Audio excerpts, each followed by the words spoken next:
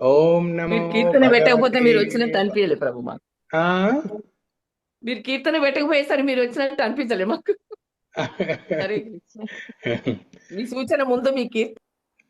ఆ, అదే ఇప్పుడు కీర్తన విన్నారు కదా, పెట్టాను, విన్నారా మీరు? హరే కృష్ణ. ఆ. ఓం నమో భగవతే వాసుదేవాయ.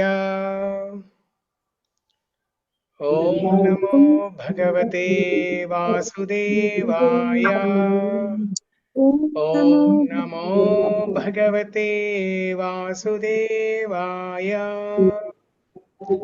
ఓం అజ్ఞానతిమిరాంధస్య జ్ఞానాంజనశలాకయా చక్షురున్మిలితం येन తస్మై శ్రీగురవే నమః. శ్రీచైతన్యమనోభీష్టం స్థాపితం येन భూతలే స్వయం రూపా కదా మహ్యం దధాతి స్వపదాంతికం. వందేహం శ్రీగురు శ్రీయుతపదకమలం శ్రీగురూన్ వైష్ణవాంశ్చ శ్రీరూపం సాగ్రజాతం సహగణరఘునాథాన్వితం తం సజీవం సాద్వైతం సావధూతం పరిజనసహితం కృష్ణచైతన్యదేవం శ్రీరాధా కృష్ణపాదాన్ సహగణలలితా శ్రీవిశాఖాన్వితాంశ్చ. हे कृष्ण करुणा सिंधो दीनबंधो जगत्पते गोपेशा गोपिका कांता राधा कांत नमोस्तुते. तप्त कांचन गौरांगी राधे वृंदावनेश्वरी वृषभानुसुते देवी प्रणमामि हरिप्रिये. वाञ्छाकल्पतरुभ्यश्च कृपा सिन्धुभ्य एव च पतितानां पावनेभ्यो वैष्णवेभ्यो नमो नमः. जय श्री कृष्ण चैतन्य प्रभु नित्यानंद श्री अद्वैत गदाधर श्रीवासादि गौर भक्त वृंद. हरे कृष्णा कृष्ण कृष्णा हरे हरे हरे राम राम राम हरे हरे.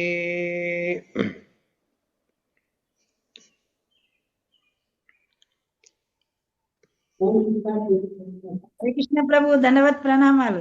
హరే కృష్ణ, దండవత్ ప్రణామాలు.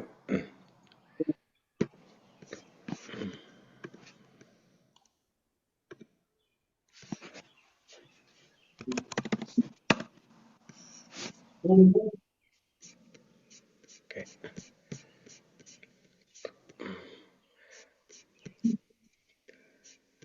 సో మనం గత 2 వారాలుగా ఈ రుక్మిణి స్తుతి చర్చించుకుంటున్నాము.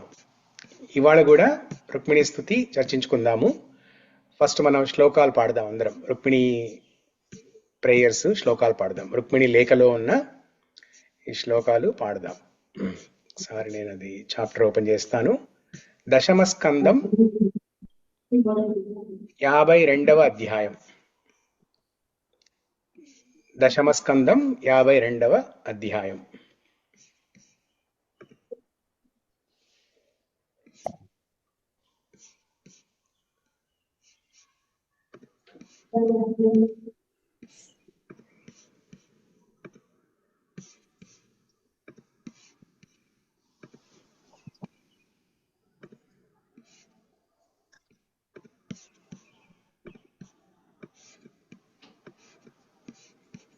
ఓకే. శ్రీ రుక్మిణి ఉవాచ.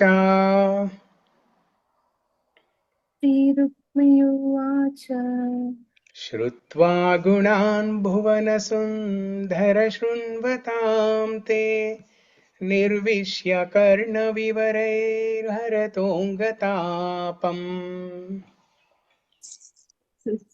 గుణాన్ భువన సుందర శృణ్వతాంతే నిర్విశ్య కర్ణ వివరైర్హర్హతోంగతాపం.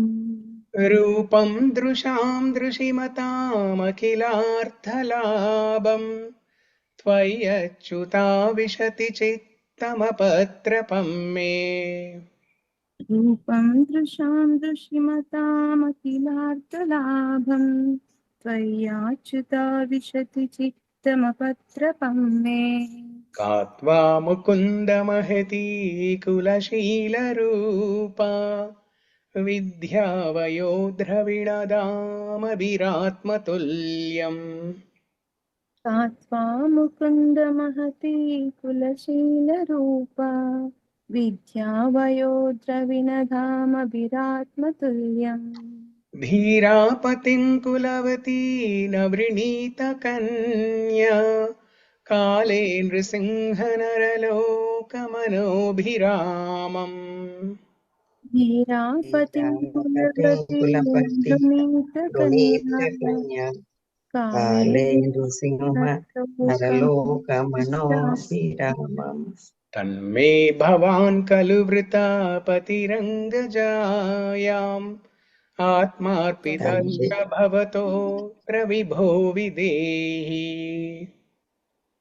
तन्मे तन्मे भवान् खलु भगवान् पतिरग्रजायाम् पति आत्मार्पिता च भवतोऽत्र विबोध विदेहि।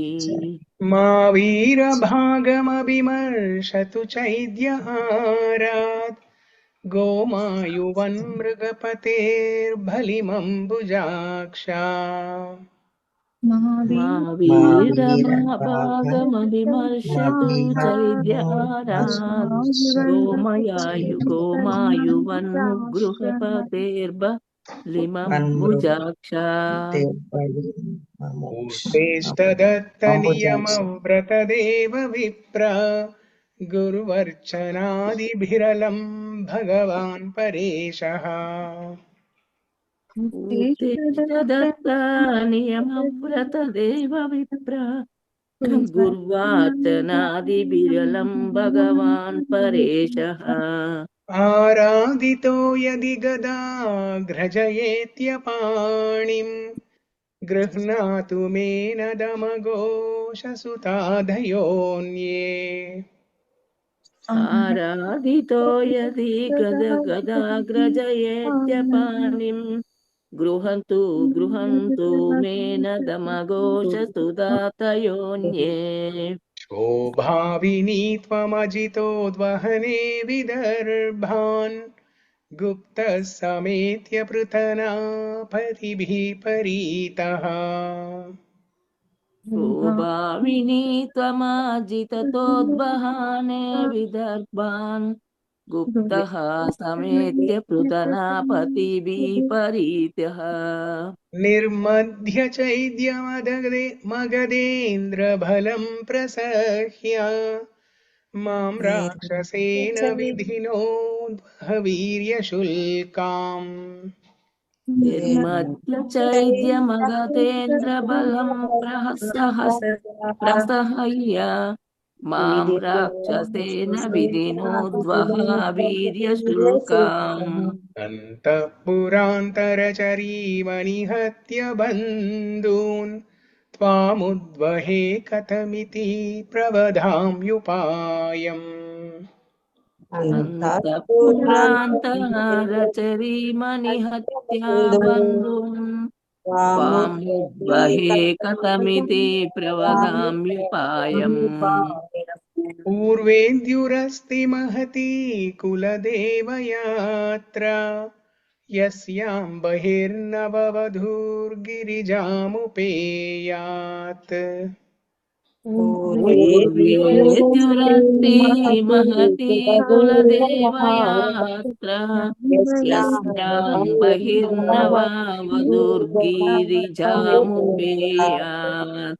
यस्याङ्घ्रिपङ्कजरजस्नपनं महन्तो वाञ्छन्त्युमापतिरिवात्मतमोपहत्यै यस्याङ्घ्रिपङ्करजस्नपनं महन्तो वाञ्छन्त्युमापतिर्वात्मतमोपहत्यै।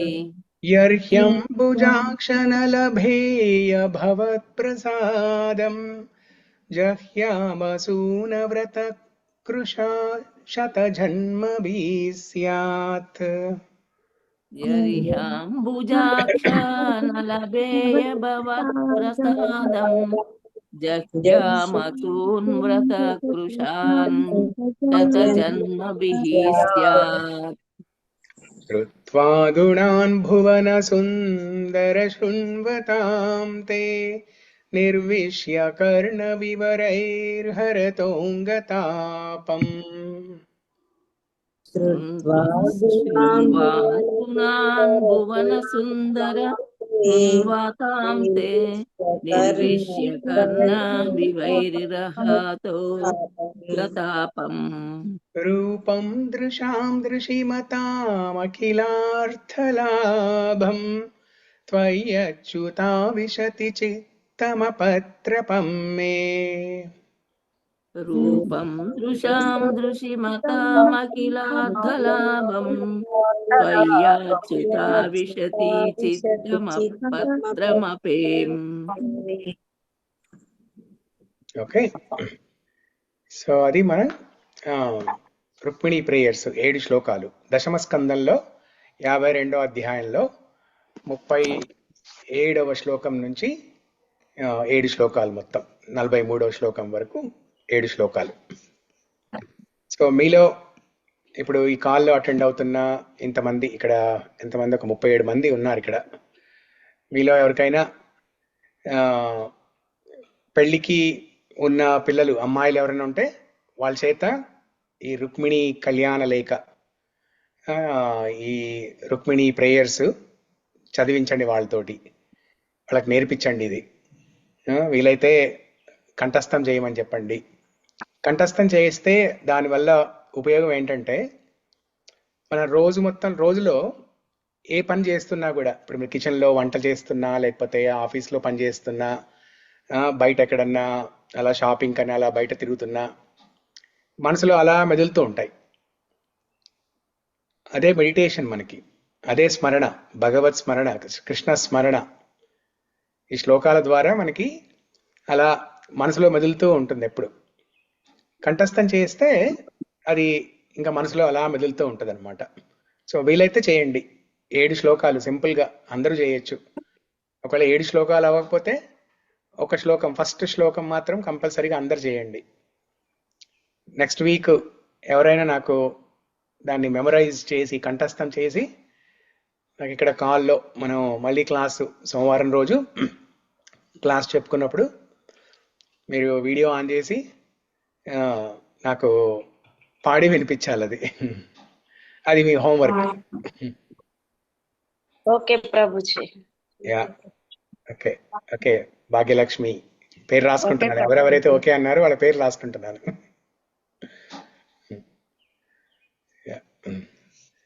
గుడ్. హరే కృష్ణ ప్రభుజీ. నేను కూడా ప్రభుజీ. హరే కృష్ణ. ఎస్, యా, తప్పకుండా. సంతోషం. ఎంత ఎక్కువ మంది వీలవుతే అంత ఎక్కువ మంది చేయండి. ప్రభు జ్ఞాపకం ఉండదు ప్రభు, మర్చిపోతే నేను. ఒక లైన్ చేయండి, సగం లైన్ చేయండి. సరే ప్రభు. వీలైనంత చేయండి.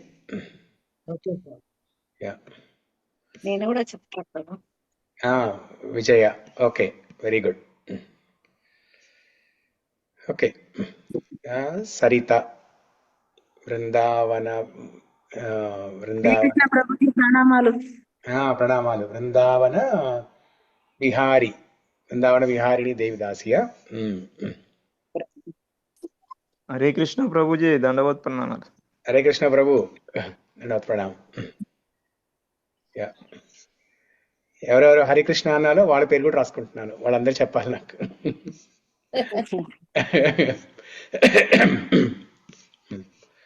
ఓకే, సో ఇవాళ మొదలు పెడదాం మనం.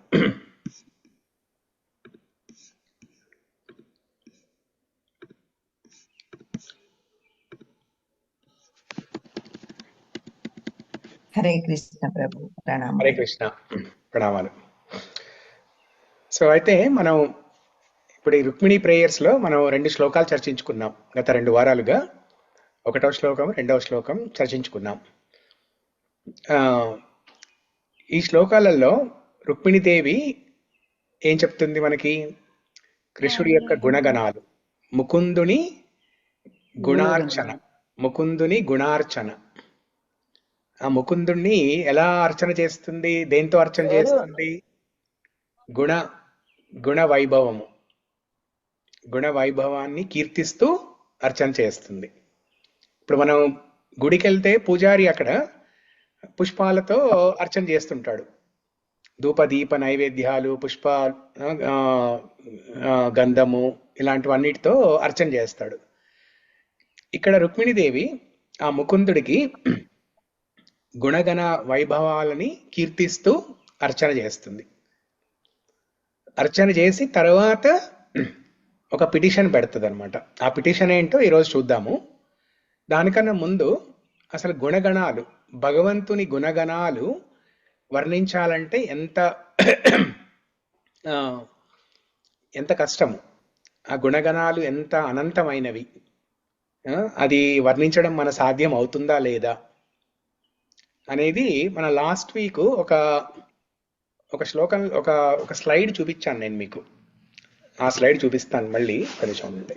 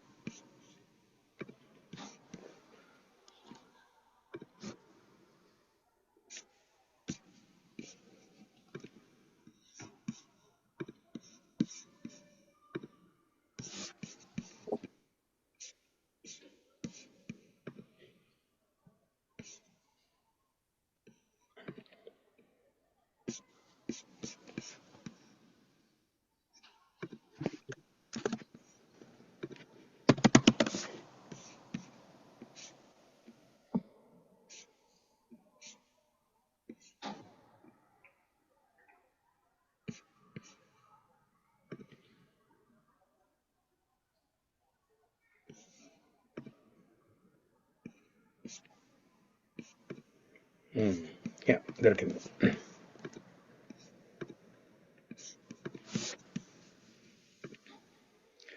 సో ఇది గుర్తుంది ఎవరికైనా? మనం పోయిన వారం చర్చించుకున్నాం ఇది. ఆ భగవంతుడి గుణగణాలు వర్ణించడం ఎంత కష్టము అనేది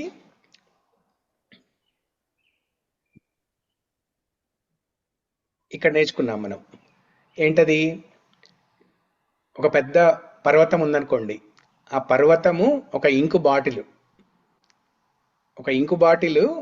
ఎంత పెద్ద ఇంకు బాటిల్ అంటే ఒక పర్వతం, పెద్ద ఎత్తైన పర్వతం అంత ఎత్తున్న ఒక ఇంకు బాటిల్ సిర. దాంట్లో ఎంత ఇంకు ఉంది?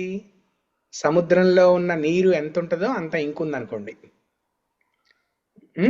మరి దాంట్లో ఉన్న ఇంకుతోటి భగవంతుని గుణగణాలు వర్ణించడానికి ఒక మంచి ఉత్తమమైన కలం, ఒక ఉత్తమమైన పెన్ను కావాలి కదా. ఆ పెన్ను ఎక్కడి నుంచి వచ్చింది? అది కల్పతరు వృక్షం నుంచి వచ్చిన కొమ్మ అన్నమాట, అది పెన్ను. ఓకే, ఇప్పుడు ఇంకు ఉంది, ఇంకు బాటిల్ ఉంది, ఇంకు ఉంది, పెన్ను ఉంది. మరి రాయడానికి కాగితం కావాలి కదా. ఆ కాగితం ఏంటి? ఈ భూమి ఉపరితలం మొత్తం ఒక కాగితం అన్నమాట. ఓకే, ఇప్పుడు ఇంకు బాటిల్ ఉంది, ఇంకు ఉంది, పెన్ను ఉంది, కాగితం ఉంది. మరి రాయడానికి ఒక ఎక్స్పర్ట్ కావాలి కదా. ఆ ఎక్స్పర్ట్ ఎవరు? సరస్వతీదేవి. ఎంతకాలం రాసింది సరస్వతీదేవి? అనంతకాలం రాసినా కూడా ఆ దేవదేవుని గుణగణాలు వర్ణించడం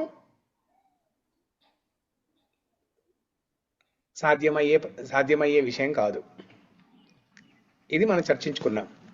అయితే దీనికి ఒక చక్కని శ్లోకం ఉంది. ఆ శ్లోకం నేను ఇప్పుడు మీకు చూపిస్తాను. అసితగిరి సమం స్యాత్ కజ్జలం సింధు పాత్రే సురతరువర శాఖ లేఖనీ పత్రమూర్వి లిఖిత యది గృహీత్వా శారదా సర్వకాలం తదపి తవ గుణానామీశ పారం నయాతి. సో మీ అందరికీ చక్కగా తెలుగులో ఇంగ్లీష్లో పెట్టాను, ఎవరికి ఏది కంఫర్టబుల్ ఉంటే అది చూసుకోవచ్చు ఇక్కడ.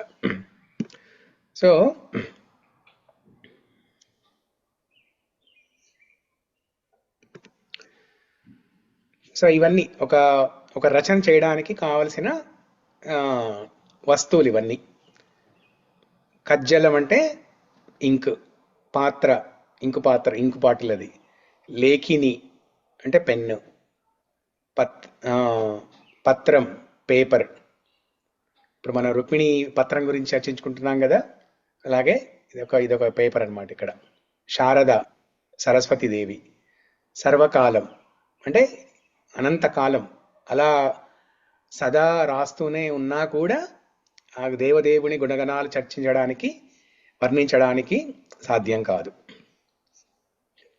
అసితగిరి. అసితగిరి అంటే ఒక నల్లని కొండ. అసిత అంటే నలుపు, నలుపు వర్ణం అన్నమాట. ఒక నల్లని కొండ ఇక్కడ కాటుకగా చెప్తున్నారు. దాన్ని ఇంక్, బ్లాక్ ఇంక్ కూడా అనుకోవచ్చు. సింధు పాత్ర. సింధు పాత్ర అంటే మనకి సముద్రంలో ఉన్న ఎంత నీరైతే ఉంటుందో అంత నీరుతో సమానంగా ఆ ఇంకు. సురతరువర. దేవలోకం నుంచి తీసుకొచ్చిన, సురలోకం అంటే దేవలోకం నుంచి తీసుకొచ్చిన కల్పవృక్షం, కల్పతరు, కల్పతరు కొమ్మ అన్నమాట. కల్పవృక్షం నుంచి తీసుకొచ్చిన ఒక కొమ్మ. ఊర్వి. ఊర్వి అంటే ఈ భూమి ఉపరితలం, అదొక పేపర్ లాగా. శారద సరస్వతీదేవి. ఎంతకాలం రాసింది శారదాదేవి? సరస్వతీదేవి సర్వకాలం రాస్తూ ఉన్నా కూడా ఇంకా వర్ణించడం సాధ్యం కాని పని అన్నమాట.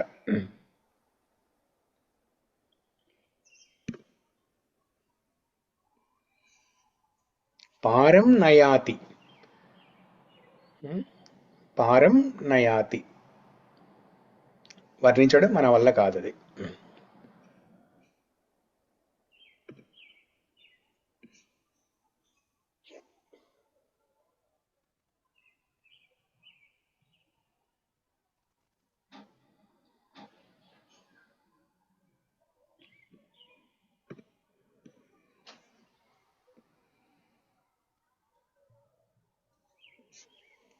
మనకి ఇప్పుడు శాస్త్రాల్లో చూస్తే అనంతశేషుడు ఎవరు? బలరాముడు. అనంతశేషుడు ఆ శ్రీ మహావిష్ణువు యొక్క గుణగణాల్ని వర్ణించడానికి అనంతకాలం నుంచి ప్రయత్నిస్తున్నాడంట. కానీ ఒక చిన్న సముద్రంలోని ఒక బిందు అంత మాత్రమే వర్ణించడం సాధ్యమైంది ఇప్పటి వరకు. అనంతకాలం నుంచి ప్రయత్నిస్తున్నా కూడా ఎవరు ప్రయత్నిస్తున్నారు? అనంతశేషుడు ప్రయత్నిస్తున్నా కూడా ఇప్పటి వరకు ఒక బిందువు అంత మాత్రమే వర్ణించగలిగారనమాట.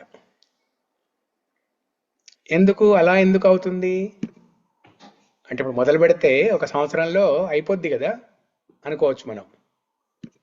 కానీ అది కాదు అక్కడ సంగతి ఏంటంటే, ఇప్పుడు భగవంతుని గుణగణాలు మనం వర్ణించడం పెట్టినప్పుడు, ఇప్పుడు ఫర్ ఎగ్జాంపుల్ భగవంతుని గుణగణాలు ఒక కోటి ఉన్నాయనుకుందాం. మన గుణగణాల్ని వర్ణించడం మొదలుపెట్టి వర్ణించుకుంటూ వెళ్ళిపోతూ ఉంటే ఆ గుణగణాలు పెరుగుతూ ఉంటాయి. భగవంతుని గుణగణాలు ఇంకా పెరుగుతుంటాయి. మన ఈ కోటి లెక్క పెట్టే లోపు, కోటి వర్ణించే లోపు ఆ కోటి 10 కోట్లు అవుతాయి.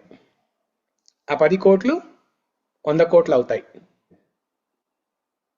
మనకి భౌతిక ప్రపంచంలో ఏంటంటే, ఏదైనా ఉంటే అది ఒక ఫిక్స్డ్ నంబర్లో ఉంటుంది, మనకి స్థిరమైన సంఖ్యలలో ఉంటుంది.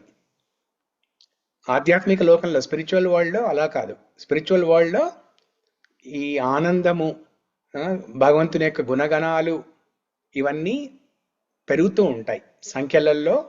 తర్వాత ఆ ఆనంద అనుభూతి పెరుగుతూనే ఉంటుంది, నిత్యము పెరుగుతూనే ఉంటుంది. అది ఇన్ఫినిటీ అంటాం కదా, అక్కడ గుణగణాలు కానీ ఆనందం కానీ ఇన్ఫినిటీ. ఆ ఇన్ఫినిటీ ఎలాంటిదంటే ప్రతిదినము పెరుగుతూ ఉన్న ఇన్ఫినిటీ అన్నమాట. ఇన్ఫినిటీ అనంతం, ఆ అనంతం పరిధి కూడా పెరుగుతూ ఉంటుంది అనమాట ప్రతిదినం. అది. సో ఒకసారి ఈ శ్లోకం అందరం పాడదాము.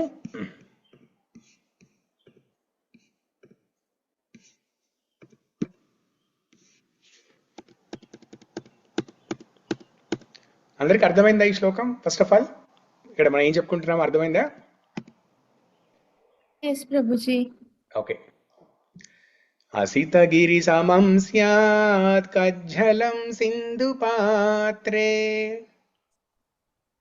అసితగిరి అసితగిరి సమం స్యాత్ కజ్జలం సింధు పాత్రే సురతరువర శాఖా లేఖనీ పత్రమూర్వి.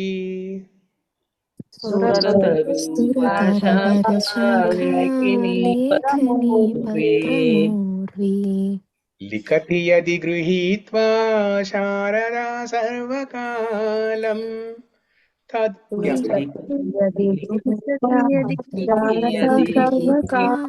శారదా సర్వకాలం తదపి తవ గుణానామీశ పారం నయాతి.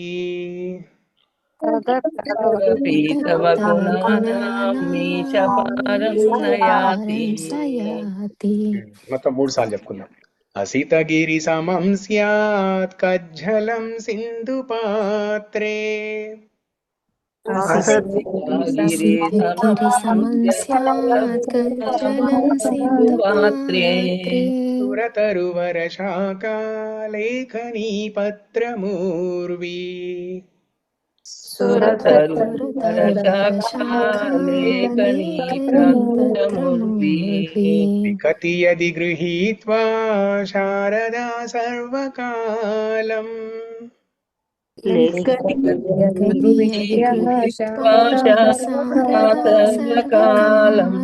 తదపి తవ గుణానామీశ పారం నయాతి. తవ గుణానామీశ పారం నయాతి. Okay, last third time. అసితగిరి సమం స్యాత్ కజ్జలం సింధు పాత్రే. అసితగిరి సమం స్యాత్ కజ్జలం సింధు పాత్రే సురతరువర శాఖా లేఖనీ పత్రమూర్వి.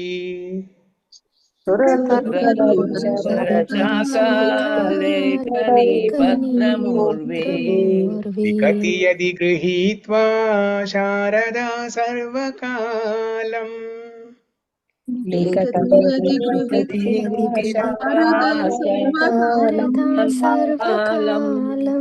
తదపి తవ గుణానామీశ పారం నయాతి.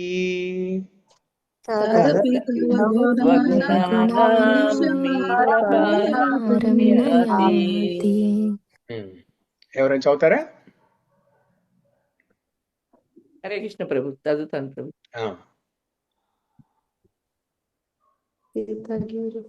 అసితగిరి సమం స్యాత్ కజ్జలం సింధు పాత్రే సురతరువర శాఖా లేఖనీ పత్రమూర్వే. లిఖతి యది గృహీత్వా శారదా సర్వకాలం తదపి తవ గుణానామీశ పారం నయాతి. హరే కృష్ణ ప్రభు. హరే కృష్ణ ప్రభు. అసితగిరి సమం స్యాత్ కజ్జలం సింధు పాత్రే సురతరువర శాఖా లేఖనీ పత్రమూర్వి. లిఖితి యది గృహీత్వా శారదా సర్వకాలం తదపి తవ గుణానామీశ పారం నయాతి. హరే కృష్ణ. హరే కృష్ణ ప్రభు. అసితగిరి సమం జలం జలం పాత్రే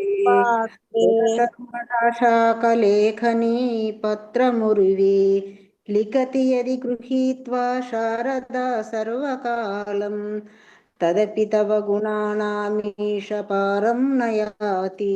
హరే కృష్ణ ప్రభు. హరే కృష్ణ ప్రభుజీ.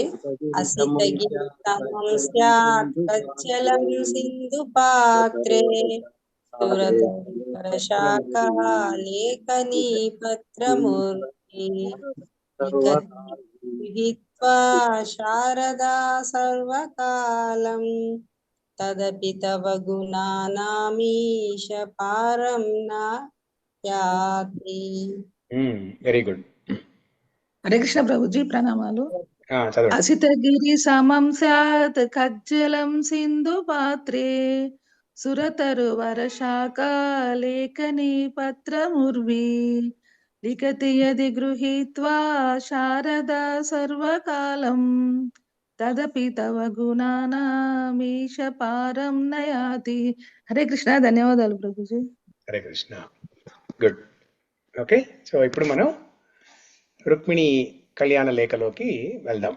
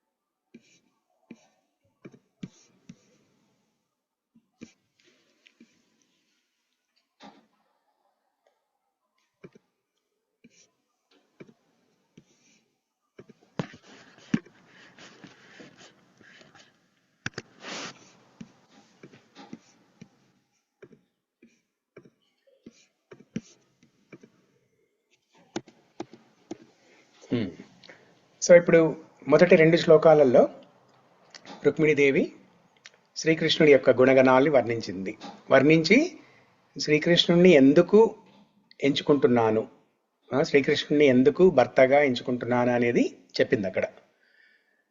ఏంటా 2 శ్లోకాలు? శ్రుత్వా గుణాన్ భువన సుందర శృణ్వతాం తే నిర్విశ్య కర్ణ వివరైర్హరతోంగతాపం. ఆ కృష్ణుని గుణగణాలు మనం వింటూ ఉంటే ఆ శబ్ద మంత్రం శ్రీకృష్ణుని గుణగణాల్ని వర్ణిస్తున్న ఆ శబ్ద మంత్రం మన కర్ణరంధ్రాల ద్వారా మన శరీరంలోకి ప్రవేశించగానే మన శరీరంలో ఉన్న శరీరానికి ఉన్న ఈ తాపము, భౌతిక ప్రపంచంలో ఈ తాపత్రయాలతో బాధపడుతున్నాం కదా, ఆ వేడి చల్లారుతుందన్నమాట. శుత్వా గుణాన్ భువన సుందర శృణ్వతాం తే నిర్విశ్య కర్ణ వివరై హరతోంగతాపం రూపం దృశాం దృశిమతామఖిలార్థలాభం. రూపం దృశాం దృశిమతాం అఖిలార్థలాభం. ఆ శ్రీకృష్ణుణ్ణి సందర్శించుకోవడమే అన్నిటికన్నా ముఖ్యమైన, అన్నిటికన్నా గొప్ప ఫలితం, అన్నిటికన్నా ఉత్తమమైన లాభం.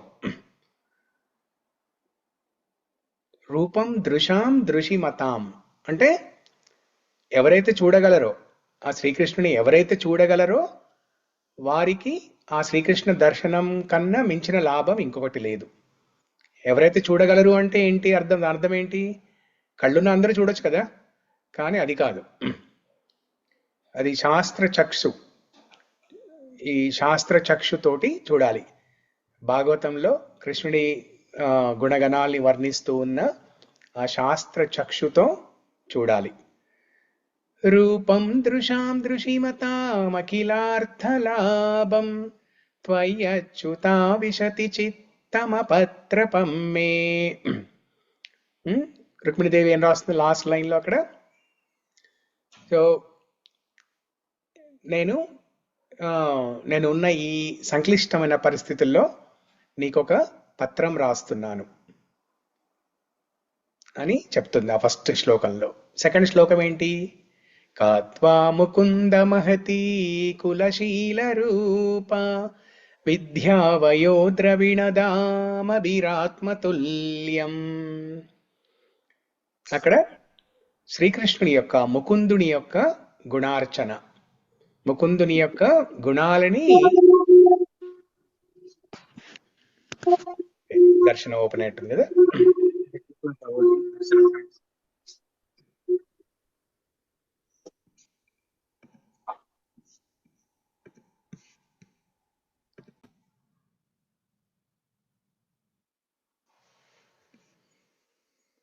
ఓకే,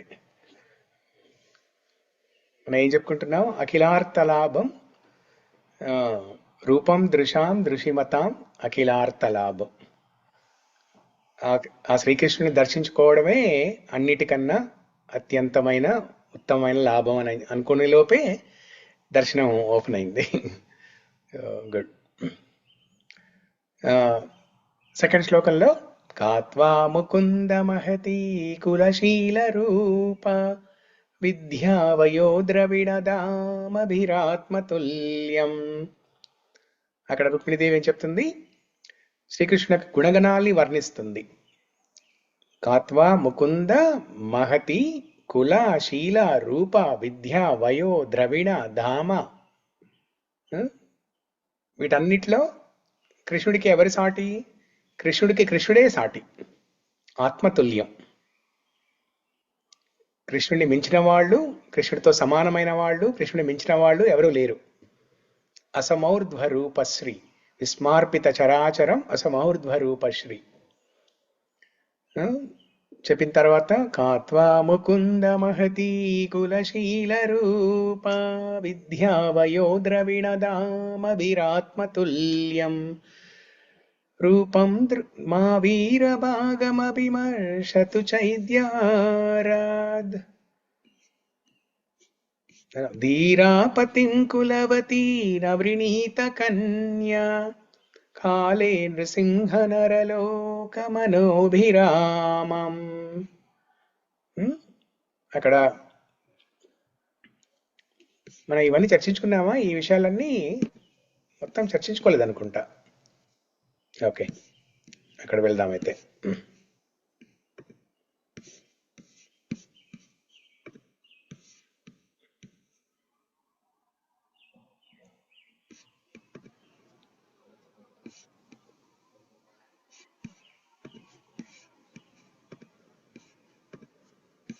సెకండ్ శ్లోకము కొన్ని అంశాలు చర్చించుకున్నట్టున్నాం, మిగతావి ఇవాళ కంప్లీట్ చేద్దాం.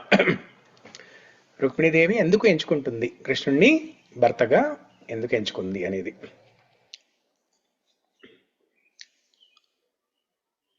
ఓకే, ఒకసారి అందరం ఈ శ్లోకం చెప్దామా? కాత్వా ముకుంద మహతీ కులశీల రూప ముకుంద మహతీ కులశీల రూప విద్యా వయో ద్రవిణదామభిరాత్మతుల్యం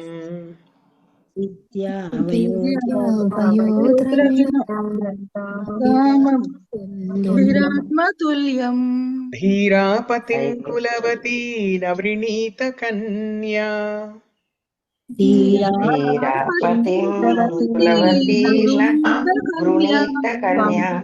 కాళే నృసింహ నరలోకమనోభిరామం.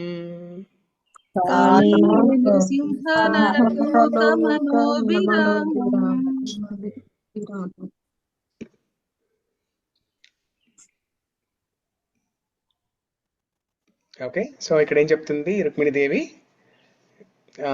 ఓ ముకుంద, నీకు ఇన్ని గొప్ప గుణగణాలు ఉన్నాయి, ఈ గుణగణాలలో నీకు నువ్వే సాటి. ఇంతటి గొప్ప వ్యక్తి ఉన్నప్పుడు ఒక మంచి రాజవంశానికి సంబంధించి ఒక పేరు ప్రఖ్యాతులు ఉన్న వంశం నుంచి వచ్చిన ఒక స్త్రీ నిన్నెందుకు పెళ్ళాడాలని కోరుకోదు. ఎవరైనా కోరుకుంటారు, నేనే కాదు ఎవరైనా కోరుకుంటారు అని చెప్తుందన్నమాట రుక్మిణీదేవి. సో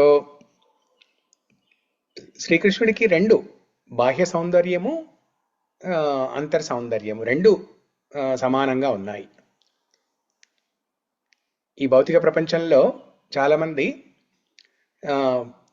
పురుషులు స్త్రీల పట్ల కానీ స్త్రీలు పురుషుల పట్ల కానీ కేవలం బాహ్య సౌందర్యం చూసి పై మెరుగులు పై సౌందర్యం చూసి ఆకర్షితులవుతారు.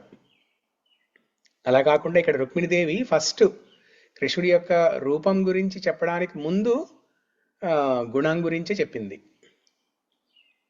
శ్రుత్వా గుణాన్, ఫస్ట్ శ్లోకం ఫస్ట్ లైన్ గుణంతో స్టార్ట్ అవుతుంది. శ్రుత్వా గుణాన్ భువన సుందర, గుణం తర్వాత సుందరం సౌందర్యం. కానీ ఈ భౌతిక ప్రపంచంలో ఆపోజిట్, ఫస్ట్ సౌందర్యం తర్వాత గుణగణాలు కూడా ఎవరు పట్టించుకోవట్లేదు ఈ రోజుల్లో. సౌందర్యం ఉంటే చాలు, డబ్బులు ఉంటే చాలు, అంతే.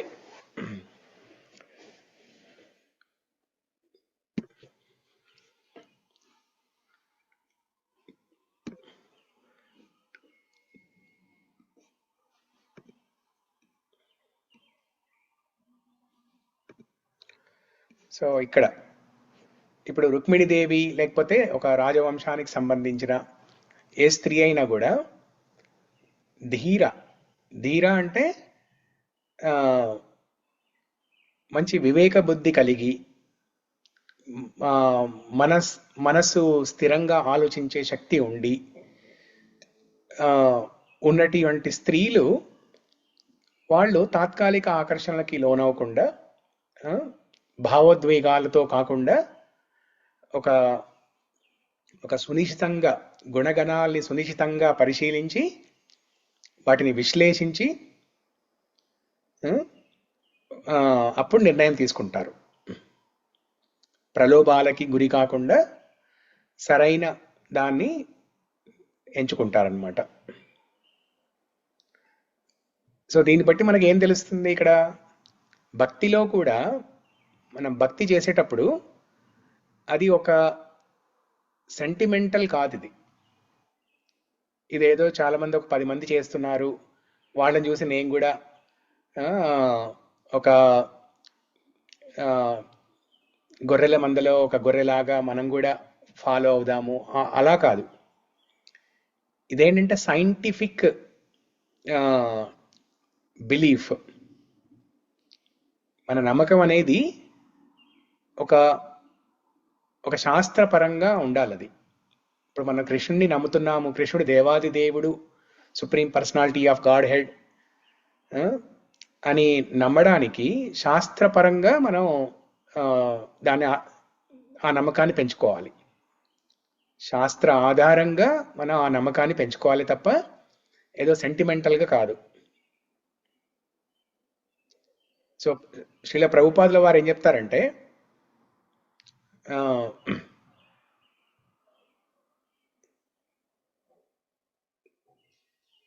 సో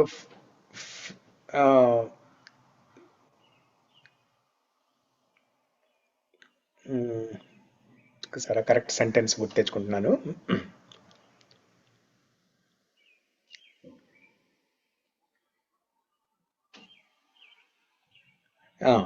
ఫెయిత్ అంటే నమ్మకం అనేది faith without knowledge is sentimental.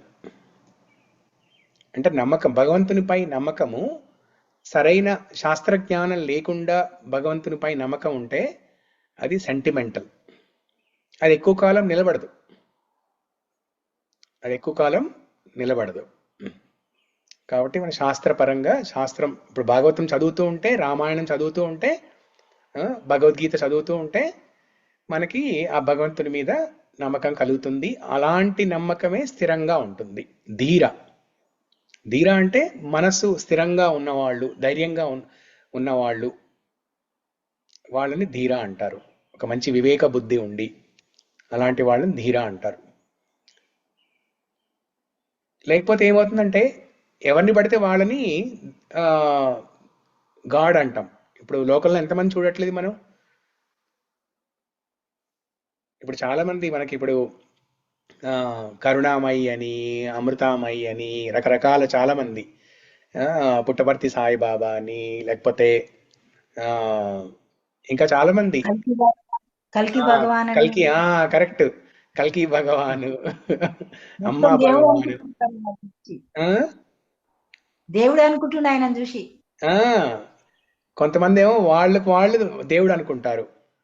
మిగతా వాళ్ళ విషయంలో ఏంటంటే జనాలు, ప్రజలే వాళ్ళని దేవుళ్ళు చేస్తారు. అక్కడ ఏంటి, అక్కడ లోపం ఏంటి? శాస్త్రజ్ఞానం లేకపోవడం. శాస్త్రజ్ఞానం లేకపోవడం వల్ల వాళ్ళు ఎవరు భగవంతుడు ఎవరు కాదు అనేది సరైన నిర్ణయం తీసుకోలేకపోతున్నారు. అందుకే ఇక్కడ ఇప్పుడు మీరు ఈ ప్రజెంటేషన్ ఇక్కడ ఈ టైటిల్ చూస్తేనే దీంట్లోనే చాలా అర్థం ఉంది. రుక్మిణీదేవి ఎంపిక, భగవంతుణ్ణి ఎంపిక చేసుకోవడంలో ఆ, ఆ, దాని ఆంతర్యం ఏంటి అంటే, రుక్మిణీదేవి కృష్ణుణ్ణి భర్తగా ఎంచుకుంది. దీంట్లోంచి మన భక్తి జీవితంలో నేర్చుకోవాల్సిన విషయాలు ఏంటంటే, మనం భగవంతుని పట్ల నమ్మకం ఎలా పెంచుకోవాలి శాస్త్రపరంగా, కృష్ణుడి యొక్క గుణగణాలని వింటూ ఆ నమ్మకం పెంచుకోవాలి అనేది ఇక్కడ మనకి నేర్చుకోవాల్సిన పాఠం. సో ఇక్కడ రాశారు చూడండి, వరుడు వధువు, వరుడు ముకుందుడు, వధువు రుక్మిణీదేవి. వాళ్ళిద్దరి లక్షణాలు కంపేర్ చేస్తున్నారు చూడండి. రుక్మిణీదేవి కులవతి, ముకుందుడు ఆయన గుణగణాల్లో ఆయనకాయనే సరిసాటి, ఆత్మతుల్యం, మనోభిరాముడు. రుక్మిణీదేవి ధీర. కృష్ణుడి యొక్క 7 గుణగణాల్ని వివరించింది. ఏంటా 7 గుణాలు? కాత్వ ముకుంద మహతి కుల శీల రూప విద్య వయో ద్రవిణ ధామ. 7 గుణాలు. 2వ శ్లోకంలో రుక్మిణీదేవి 7 గుణాల్ని వర్ణించింది. కృష్ణుడి యొక్క 7 గుణాల్ని వర్ణించింది. అర్హతలు అన్నమాట, క్వాలిఫికేషన్స్, మ్యాట్రిమోనియల్ ప్రొఫైల్.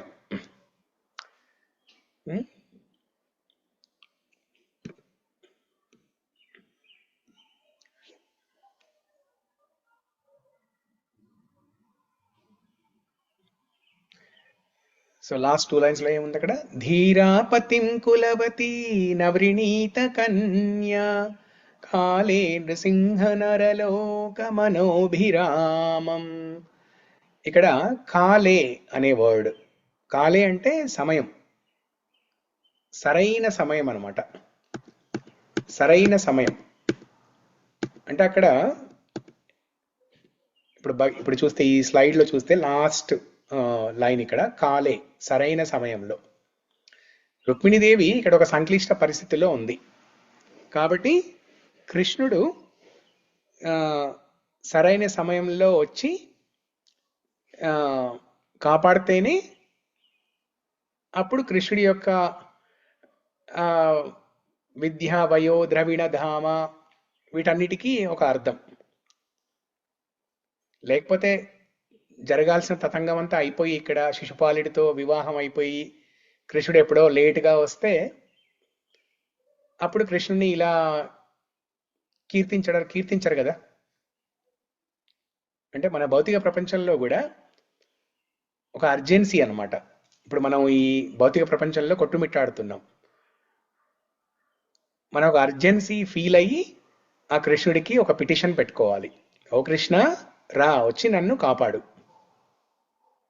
అప్పుడు కృష్ణుడు సరైన సమయంలో వస్తాడు. కాలే అన్న పదానికి అర్థం అనమాట అది. కాలే నృసింహ నరలోక మనోభిరామం. నృసింహ, ఇక్కడ కృష్ణుడిని నృసింహ అని పిలుస్తుంది. అంటే ఎలాగైతే నరసింహస్వామి ఒక సింహంలాగా వచ్చి హిరణ్యకశిపుణ్ణి హతమార్చాడో, అలాగా ఓ ముకుంద, ఓ నరసింహ, నువ్వు కూడా అలా వచ్చి ఒక వీరుడు లాగా వచ్చి, ఒక సింహం లాగా వచ్చి నన్ను కాపాడు. ఇక్కడ మనోభిరామ అని ఇంకొక పదం యూజ్ చేసింది రుక్మిణీదేవి. దాని అర్థం ఏంటి? మనోభిరామం అంటే ఎవరైతే కృష్ణుణ్ణి మనసులో తలుచుకుంటారో, మనస్ అంటే మన మనస్సు, మైండ్, ఎవరైతే కృష్ణుని గుణగణాల్ని మనసులో తలుచుకుంటారో వాళ్ళకి అభిరామం. రామ అంటే ఆనందం, సంతోషం, ప్లెజర్, జాయ్. ఎవరైతే కృష్ణుడి గుణగణాలు మనసులో తలుచుకుంటారో వాళ్ళకి అంతా ఆనందమే. అభిరామం అంటే వాళ్ళు ఆనందం వైపు అడుగులేస్తున్నారు అని. తెలుగులో అభిముఖంగా అంటారు కదా. అభిముఖంగా అంటే ఇప్పుడు ఒక మందిరం ఉంది, మందిరం అభిముఖంగా అంటే మందిరం ఫేసింగ్, మందిరం వైపు నడుస్తూ ఉండడం, లేకపోతే మందిరం వైపు నిలబడి ఉండడం. అలాగే అభిరామం అంటే సంతోషం వైపు అడుగులు వేయడం అనమాట. మనోభిరామం, మనసులో ఎవరైతే ఈ గుణగణాల్ని తలుచుకుంటారో వాళ్ళకి అంతా ఆనందమే.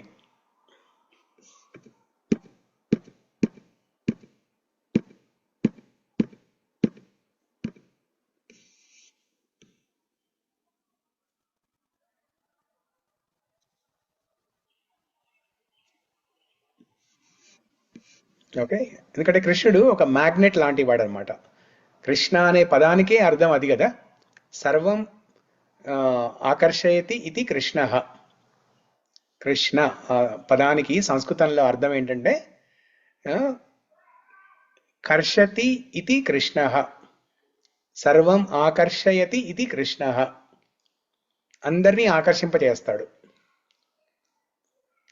తన సౌందర్యంతో, తన గుణగణాలతోటి, తన ఔదార్యంతో, తన మాధుర్యంతో, తన కారుణ్యంతో, వీటన్నిటితోటి అందరినీ ఆకర్షింపజేస్తాడు. ఒక మ్యాగ్నెట్ లాంటిది అనమాట. మన హృదయము ఒక ఇనుము రాతి హృదయం అంటారు కదా, ఒక బండరాయి లాగా ఉందని. అలాగే మన హృదయము ఒక ఇనుము లాంటిది. అంత కఠినంగా ఉన్నా కూడా, ఇప్పుడు ఇనుము ఎట్లాగూ అయస్కాంతానికి ఆకర్షింపబడుతుంది కదా, అలాగే మన హృదయం ఎంత కఠినంగా అయినా ఉండనివ్వండి, అది కృష్ణుడి యొక్క గుణగణాలు వింటే తప్పకుండా ఎవరైనా ఆకర్షింపబడాల్సిందే. అక్కడ ఒకటే డిఫరెన్స్ ఏంటంటే గుణగణాలు వింటున్నారా లేదా, అంతే. అదే డిఫరెన్స్. ఒకసారి వినడం స్టార్ట్ చేస్తే ఇంకా మళ్ళీ దాంట్లోంచి బయటకు వచ్చేది లేదు. ఇంకా మనం రావాలనుకున్నా రాలేము ఇంకా.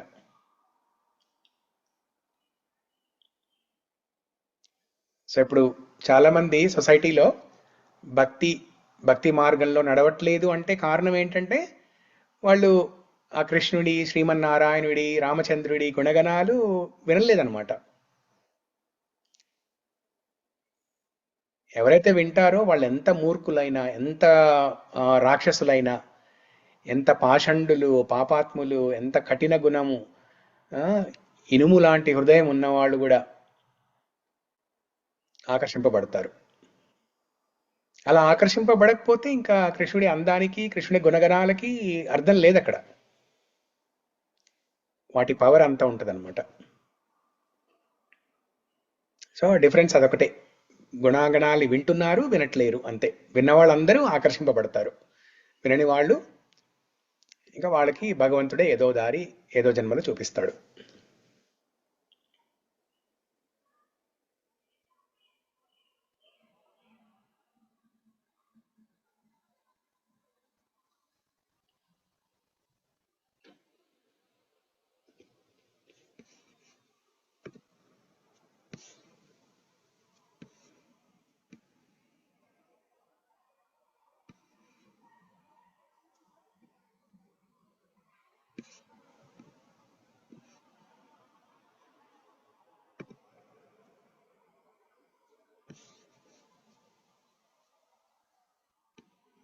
ఓకే, నేను ఈ స్లైడ్స్ అలా చూపిస్తున్నాను, మీరు చదవండి. ఇది పంపిస్తాను నేను తర్వాత అందరికీ ఇవన్నీ.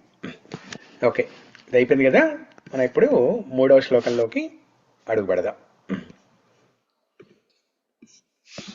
అందరికీ అర్థమవుతుంది కదా ఇప్పటి వరకు చెప్పుకున్నది? ప్రభుజీ. ఓకే, అర్థమవుతుంది ప్రభు. సో ఎవరైనా ఏదైనా పాయింట్స్ ఏమైనా చెప్తారా ఇప్పటి వరకు? వాళ్ళకి ఏం నచ్చింది, ఏదైనా ఆలోచిస్తూ ఉంటారు కదా మీరు, ఇప్పుడు వింటూ ఉన్నప్పుడు కూడా ఏదో ఒకటి ఆలోచిస్తుంటారు కదా, మీకు తోచింది ఏదైనా ఒక విషయం అట్లా 1-2 మాటలు ఎవరైనా చెప్తారా? ఎస్ ప్రభుజీ, వింటున్నప్పుడు వింటే ప్రేమ వస్తుంది భగవంతుని మీద అని చెప్పారు కదా. నేను అనుకుంటున్నా మా వారు వింటే బాగుండు, అసలే వినరు అనుకుంటున్నా ప్రభుజీ. మీ వారు ఉన్నారా అక్కడ, ఇంట్లో ఉన్నారా? లేరు ప్రభుజీ, గ్రౌండ్కి వెళ్ళారు ఓకే, షటిల్ ఆడడానికి. బాగా చెప్పారు. Yeah, yeah.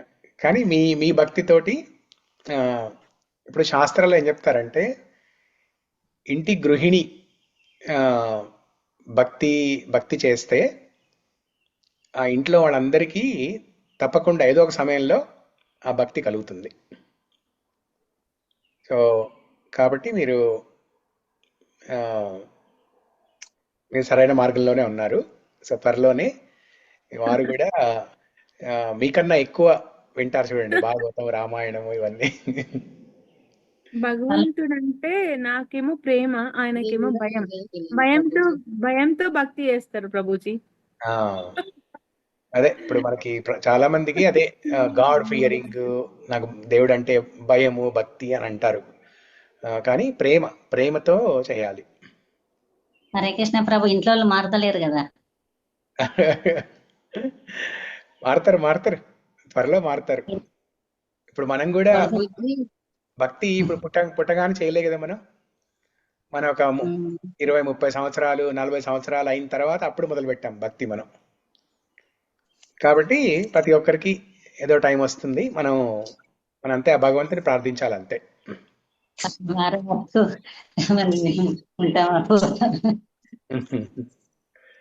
ఉదాహరణ ఉంది ప్రభుజీ, అంటే నేను కావాలని చెప్పట్లేదు. మా ఎన్ఐటి ఎదురుగా మా ఇల్లు ప్రభుజీ. మా చిన్న బాబు 7th క్లాస్ అప్పుడు పూనా నుంచి ఒక బ్రహ్మచారి వచ్చారు. ఆయన రోజు తులసి కోసం మా ఇంటికి వచ్చేవాళ్ళు. సోనాలో ప్రసాదం తీసుకొస్తే ఫస్ట్ మా చిన్న అబ్బాయి వచ్చాడు, తర్వాత నేను వచ్చాను, తర్వాత మా పెద్ద అబ్బాయి, ఇప్పుడు మా ప్రభుజీ. అందరికి ఇనిషియేషన్ అయింది ప్రభుజీ. అంటే వెరీ గుడ్. బీజం వేస్తే ఖచ్చితంగా మీరు అన్నట్టు ఏదో ఒక రోజు వస్తారు ప్రభుజీ. అవును, తప్పకుండా అది జరిగి తీరుతుంది. సో మనం కోరుకోవడం అంతే భగవంతుణ్ణి. మా కౌన్సిలర్ చెప్తారు ఎప్పుడు మంచిగా ఆలోచించాలి, నెగిటివ్ గా ఆలోచించొద్దు. వస్తారు, భక్తిలో వస్తారు అని అనుకోవాలి, గాని ఆయన ఎక్కడ వస్తారు, ఆయన ఎక్కడ చేస్తారు అని అనుకోకూడదు అని చెప్తారు. అవును, ఇప్పుడు మన కుటుంబంలో ఎవరో ఒక్కళ్ళు భక్తి చేసినా కూడా ఒక 7 తరాలు, అటు 7 తరాలు ఇటు 7 తరాలు అందరికీ ఆ ఫలితం అందుతుంది. గతించిన వారికి, తర్వాత ఉన్నవారికి, ఇంకా భవిష్యత్తులో పుట్టబోయే వాళ్ళకి అందరికీ ఆ ఫలితం అందుతుంది. అంటే భక్తి శక్తి అంత గొప్పది, అది సాధారణమైన శక్తి కాదు. భక్తి శక్తి అనేది అనంతం, అది ఆ ఫలితం అందరికీ చెందుతుంది అది. Thank you Prabhuji. హరే కృష్ణ ప్రభుజీ, మా అబ్బాయి కొన్ని రోజులు మాల చేశారు, ఇప్పుడు చెయ్యట్లేదు ప్రభుజీ. మా వారు కూడా అంతే, కొన్ని రోజులు చేశారు, ఇప్పుడు ఏమంటే వీలైతలేదు అంటున్నారు. ఏం లేదు, మీరు చక్కగా వాళ్ళ దృష్టిలో పడేటట్టుగా మీరు చక్కగా మాల తీసుకొని సిన్సియర్గా మీరు అటెన్షన్, ఆ శ్రద్ధ పెట్టి చేస్తూ ఉంటే అలా చూస్తూ వాళ్ళకే వస్తుంది, ఒక స్ఫురణ వస్తుంది. అయ్యో ఈమె చేస్తుంది కదా, రోజు 16 మాలలు చేస్తుంది, నేను ఒక మాల అయినా చేయలేకపోతానా అని ఎప్పుడో ఒకసారి ఆలోచిస్తారు అలాగా. సో మనం వాళ్ళ దృష్టిలో పడేటట్టుగా మనం చక్కగా చేస్తూ ఉండడం అంతే. Okay Prabhuji, thank you. Hare Krishna Prabhuji. Radha Mataji ఎవరు, మీ వారా? అవును ప్రభుజీ, మా వారు మొన్ననే ఇనిషియేషన్ అయింది ప్రభుజీ, పూజా శ్రీ రాధానాథ స్వామి దగ్గర. ఓ నమస్కారం, హరే కృష్ణ. మీ పేరు ప్రభు? గురు మహారాజ్ ఇచ్చిన పేరా ప్రభు? రుద్ర దీపక్ దాస్. రుద్ర దీపక్ ప్రభు. వండర్ఫుల్ వండర్ఫుల్, మంచి మంచి పేరు, రుద్ర దీపక్ ప్రభు. చూడండి, మీ ఇంటి డోరే అంతా అసలు ఒక దేవాలయం లాగా ఉంది అక్కడ. అది పూజా మందిరమా లేకపోతే మెయిన్ డోరా? అది మెయిన్ డోరే ప్రభుజీ. పూజా మందిరం పెద్దది మా అక్కడ అపార్ట్మెంట్ లో ఉంది ప్రభుజీ. అత్తమ్మ కోసం మేము ఇక్కడ ఉంటున్నాం, చిన్న ఇల్లు. ఓకే. అక్కడ డోరే మీకు అన్ని, అక్కడ భక్తికి సంబంధించిన చిహ్నాలు అవన్నీ ఉన్నాయి. సో మీ ఇల్లు మొత్తం భక్తిమయం. సంతోషం. రమేష్ ప్రభు చెప్పండి, మీరే చెప్తున్నారు. హరే కృష్ణ ప్రభుజీ. హరే కృష్ణ. మీరు రుక్మిణీదేవి ఒక అర్జెన్సీగా లెటర్ పెట్టిందన్నారు. ఈ అర్జెన్సీ కేవలం మ్యాట్రిమోనియల్ ఏ విషయంలో అయినా పెట్టుకోవచ్చా? పెట్టుకుంటే అప్పుడు ఈ పద్యాలు ఉపకరిస్తాయా, ఏమన్నా మార్చాలా? అమ్మ తులసమ్మ, నువ్వు కొంచెం ఇంట్లో వెళ్ళరా. ఏ విషయంలో అయినా అర్జెన్సీ ఉన్నప్పుడు ఈ రుక్మిణి ప్రేయర్స్ ఫలిస్తాయని అడుగుతున్నా, అదేనా? అది ఇప్పుడు రుక్మిణీదేవి అర్జెన్సీ ఏంటంటే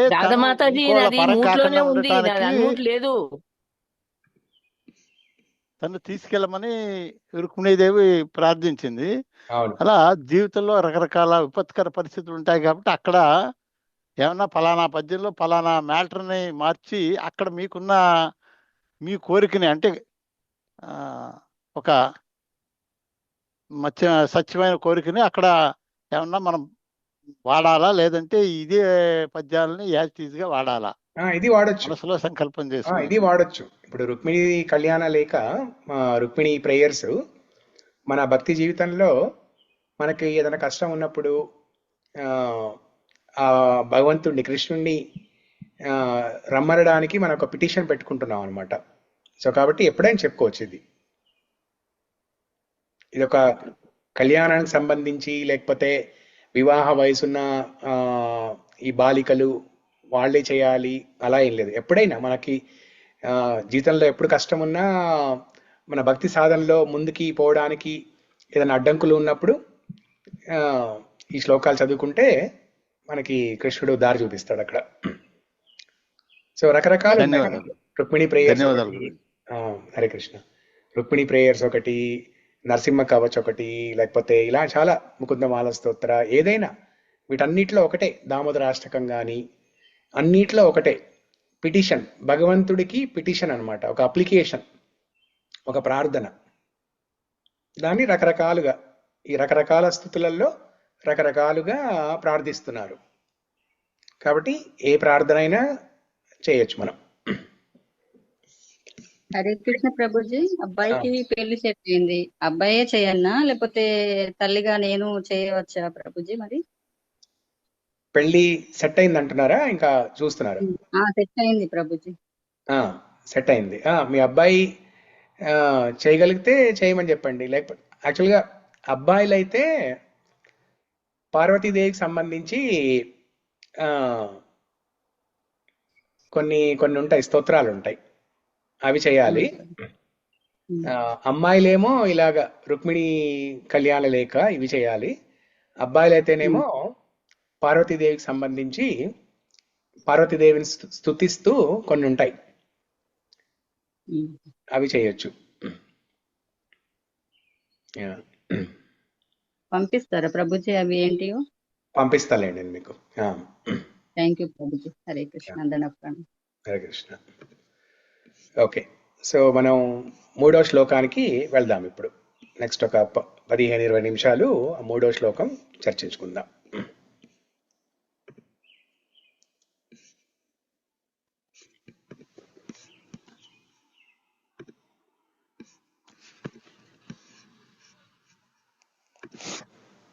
ఏముంది 3వ శ్లోకం? తన్మే భవాన్ ఖలు వృతా పతిరంగజాయం ఆత్మార్పితశ్చ భవతోత్ర విభో విదేహి మా వీరభాగమవిమర్శతు చైద్యారాత్ గోమాయువన్మృగపతేర్బలిమంబుజాక్ష. ఓకే, సుధామాతాజీ మీ దగ్గర తెలుగు భాగవతం ఉంటే దీని భాష్యం చదువుతారా? దాని Yes, అనువాదం, Prabhuji. ట్రాన్స్లేషన్ చదవండి. Yes. Yes.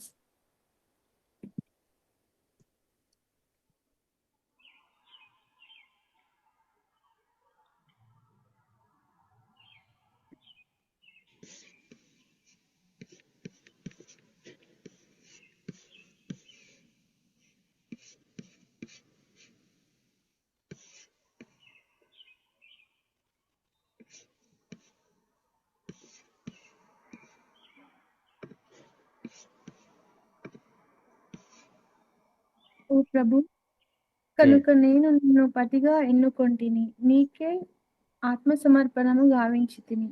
ఓ సర్వశక్తి మంతుడా, సత్వరమే అరుదించి నన్ను పత్నిగా చేసుకొనుము. ఓ కమలలోచన, సింహపు పాలి సొమ్మును అపహరించ యత్నించడి నక్కవలే శిశుపాలుడు ఎన్నడును నీ వీరభాగమును సృష్టించకుండుగాక. హరే కృష్ణ. ఓకే, సో ఇక్కడ కృష్ణుణ్ణి ఇప్పుడు నెక్స్ట్ వచ్చే 4-5 శ్లోకాలలో కృష్ణుణ్ణి రకరకాలుగా ప్రేరేపిస్తుంది అనమాట రావడానికి. ఈ శ్లోకంలో ఏం చెప్తుంది? ఓ కృష్ణ, నాకు నిన్ను సమర్పించుకున్నాను. తన్మే భవాన్ కలువృత పతిరంగజాయం ఆత్మార్పితశ్చ భవతోత్ర విభో విదేహి. విభో ఇక్కడ రుక్మిణీదేవి కృష్ణుణ్ణి ముద్దుగా ఓ విభో అని అంటుంది అనమాట. ఆత్మార్పితశ్చ భవతోత్ర విభో విదేహి, నా ఆత్మను నీకే అర్పించాను. శరణాగతి ఇది ఇక్కడ చూడండి, ఇక్కడ ఎంత బాగా వివరించారు. సంకల్పము, శరణాగతి. సంకల్పం ఏంటి? నిన్ను నా పతిగా వరించాను. తన్మే భవాన్ ఖలు వృత పతిరంగజాయం, అది ఫస్ట్ లైన్, అది సంకల్పం అన్నమాట. దానికన్నా ముందు 2 శ్లోకాలలో రుక్మిణీదేవి వివరంగా విపులంగా అన్నీ చెప్పింది, ఎందుకు కృష్ణుణ్ణి భర్తగా ఎంచుకుంటున్నాను అనేది. ఆ వివరించిన తర్వాత ఇక్కడ ఇంక ఈ లైన్ ఏంటంటే తన్మే భవాన్ కలువృత పతిరంగజాయం, అదొక ప్రతిజ్ఞ లాగా అనమాట. ఇంకా అదొక ప్రతిజ్ఞ లాగా, అదొక కంక్లూజన్, డిసిజన్ అన్నమాట. అక్కడ అది నిన్ను నా పతిగా వరించాను అనుకున్నాను, నిన్ను నా పతిగా అనుకున్నాను, వరించాను. చూడండి ఇక్కడ తన్మే భవాన్ కలువృత పతిరంగజాయం అంటే ఒక వ్రతం, కృష్ణుణ్ణి పతిగా పొందాలని ఒక వ్రతం, ఒక దీక్ష పూనింది అనమాట. సంకల్పంతో ఒక దీక్ష పూనింది. సంకల్పం తీసుకొని తర్వాత శరణాగతి, సరెండర్. ఆత్మ అర్పితశ్చ భవతోత్ర విభో విదేహి, నా ఆత్మను నీకే అర్పించాను. కృష్ణుడు అడిగింది ఇదే కదా భగవద్గీతలో, సర్వధర్మాన్ పరిత్యజ్య మామేకం శరణం వ్రజ అహం త్వాం సర్వ పాపేభ్యో మోక్షయిష్యామి మా శుచః. అంటే మీరు అన్ని రకాల ధర్మాల్ని వదిలేయండి. ఇక్కడ రుక్మిణీదేవి సంఘ ధర్మాన్ని, సామాజిక ధర్మము, సంఘ ధర్మాన్ని కూడా వదిలేస్తుంది ఇక్కడ. అంటే ఒక రాజవంశానికి చెందిన స్త్రీ, పేరు ప్రఖ్యాతులు, విదర్భ దేశానికి చెందిన రాజు రాకుమార్తె అయినటువంటి రుక్మిణీదేవి, సంఘంలో పేరు ప్రఖ్యాతులు ఇవన్నీ ఉంటాయి. అక్కడ శిశుపాలుడితోటి వివాహం నిశ్చయమైంది, ఇంకొక రోజు అయితే వివాహం అవుతుంది. ఆ ఏర్పాట్లలో ఉండగా ఇలా చేస్తే తప్పకుండా సమాజంలో 4 రకాలుగా అనుకుంటారు. వాటన్నిటిని కూడా వదిలేసింది రుక్మిణీదేవి. కృష్ణుడు అడిగింది అదే. భగవద్గీత 18వ అధ్యాయంలో 18వ అధ్యాయం 66వ శ్లోకంలో సర్వధర్మాన్ పరిత్యజ్య, మీరు అన్ని రకాల ధర్మాల్ని వదిలేయండి, వదిలేసి నన్ను శరణు వేడుకోండి. ఇక్కడ రుక్మిణీదేవి అదే చేస్తుంది. ఆత్మార్పితశ్చ భవతోత్ర విభో విదేహి. విదర్భ దేశానికి చెందిన రాణి కాబట్టి విదేహి. తర్వాత సరెండర్ చేసి శరణు వేడుకొని ఒక హెచ్చరిక కూడా ఇస్తుంది కృష్ణుడికి. ఏమని? నా వీరభాగాన్ని శిశుపాలుడు అపహరించకూడదు. మా వీరభాగమవిమర్శతు చైద్య ఆరాద్. మా భాగాన్ని శిశుపాలుడు అపహరించకూడదు అని ఒక ఉదాహరణ చెప్తుంది అనమాట. ఏంటా ఉదాహరణ? సింహం ఆహారాన్ని నక్క తన్నుకుపోవద్దు.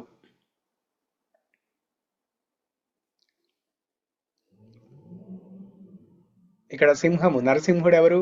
కృష్ణుడు. నక్క శిశుపాలుడు.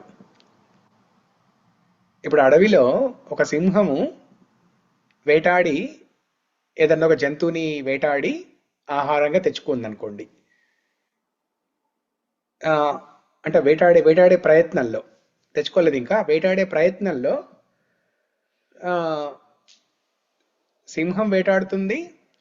అదే సమయంలో ఒక నక్క లేకపోతే తొడేలు కూడా అదే జంతువుని, ఒక జింక అనుకోండి, సింహ జింకాని వేటాడుతుంది. పోటాపోటీగా ఒక నక్క లేకపోతే తొడేలు కూడా ఆ జింకను వేటాడుతుంది అనుకోండి. ఒకవేళ నక్క గనక గెలిస్తే సింహానికి ఎంత అవమానం! అడవిలో ఇంకా సింహం తలదించుకోలేదు. తర్వాత ఇంకా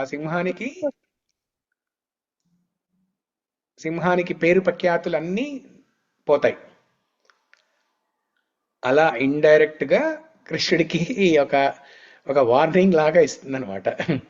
చూడండి రుక్మిణీదేవి ఎంత చక్కగా ఒక పిటిషన్ పెట్టుకుంటుందో. మా వీరభాగమవిమర్శతు చైద్యారాద్ గోమాయువన్ మృగపతేర్బలిమంబుజాక్ష. హే అంబుజాక్ష. అంబుజాక్ష అంటే పద్మముల వంటి కళ్ళు కలిగిన కృష్ణుడా అంబుజాక్ష. చూడండి, అంబుజాక్ష అంటూనే ఒక హెచ్చరిక ఇస్తుంది. కృష్ణుడు భగవద్గీతలో ఆస్టెరిటీ ఆఫ్ స్పీచ్ అంటే మన భాష ఎంత మృదువుగా ఉండాలనేది కృష్ణుడు చెప్తాడు అక్కడ. శ్లోకం ఏంటంటే ఆస్టెరిటీ ఆఫ్ స్పీచ్. అనుద్వేగకరం వాక్యం సత్యం ప్రియహితం చయత్. అంటే మనం ఏదన్నా విషయం చెప్పాలనుకున్నప్పుడు దాన్ని ప్లెజెంట్గా చెప్పాలి. అది ఎంత కఠినమైన సత్యమైనా కూడా, నిప్పులాంటి నిజమైనా కూడా దాన్ని మృదువుగా తీయటి మాటలతో చెప్పాలన్నమాట. ఇక్కడ రుక్మిణీదేవి అదే చేస్తుంది. హే అంబుజాక్ష, ఓ మై డియర్ కృష్ణ అన్నట్టుగా అంటుందన్నమాట. విభో, పైన చూడండి, పై లైన్లో విభో. ఇప్పుడు విభో అనే వర్డ్ ఏంటంటే, ఇప్పుడు మనకి కొంతమంది భార్యలు వాళ్ళ భర్తల్ని కొంచెం ప్రియంగా కన్నా, చిన్ని, నాన్న, హనీ, స్వీటీ. స్వీటీ అనేది వైఫ్లకి లేండి, కానీ వైఫ్ హస్బెండ్ని హనీ అనొచ్చు ఒక్కొక్కసారి, డియర్. సో ఇలాంటి ప్రియమైన ఏమండి ఏమండి యా అలాగా ఇక్కడ రుక్మిణీదేవికి ఆ వర్డ్ ఏంటంటే, ఆ ప్రియమైన పిలుపు ఏంటంటే విభో, హే విభో, హే అంబుజాక్ష అన్నట్టుగానే అని మళ్ళీ ఏముంటుంది, నువ్వు గనక వచ్చి నన్ను తీసుకెళ్ళకపోతే అది నీకే అవమానం, నాకేం కాదు, నేను ఇలాగే నీకోసం ఎదురు చూస్తూ ఉంటాను. 100 జన్మలు 1000 జన్మలు ఎల్లకాలమైనా నేను నీ కోసమే ఎదురు చూస్తూ ఉంటాను. నేను నాకేమీ కాదు, అందరూ నిన్నే అనుకుంటారు, నీకే అవమానం అది అని కృష్ణుడికి చెప్తుంది. చూడండి ఎంత చక్కగా. అంటే చెప్పనట్టుగా. అంటే కృష్ణుడు ఇంకెప్పుడైతే విభో అంబుజాక్ష అని ఈ పిలుపు విన్నాడో, ఇంకా రుక్మిణీదేవి ఇచ్చిన అక్కడ వార్నింగ్ అది అంత పెద్ద సీరియస్ గా తీసుకోడనమాట. సో దాంట్లో అంత మాధుర్యం ఉంది రుక్మిణీదేవి చెప్పడంలో. ఆస్టెరిటీ ఆఫ్ స్పీచ్ అనేది మనం కూడా అది బాగా నేర్చుకోవాలి. చెప్పాలనుకున్న విషయం ఎంత కఠినమైందా కూడా కొంచెం ప్లెజెంట్గా, మృదువుగా, తీయగా చెప్పాలి. ఓకే. తన్మే భవాన్ ఖలు వృతాపతిరంగజాయం ఆత్మార్పితశ్చ భవతోత్ర విభో విదేహి మా వీరభాగమభిమర్షతు చైద్యహారాత్ గోమాయువన్మృగపతేర్బలిమంబుజాక్ష.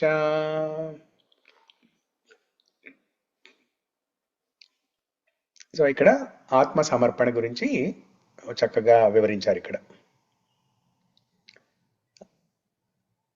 శరణు వేడుకోవడం అంటే దాని అర్థం ఏంటి, మనలో ఉన్న అహంకారము, కామక్రోధ లోభ మద మోహ మాత్సర్యాలు ఇవన్నీ పక్కన పెట్టేసి అవి పరమాత్మ భగవంతుడి పాద పద్మాల యందు మన మనసు అర్పించి వేడుకోవాలి, శరణు వేడుకోవాలి.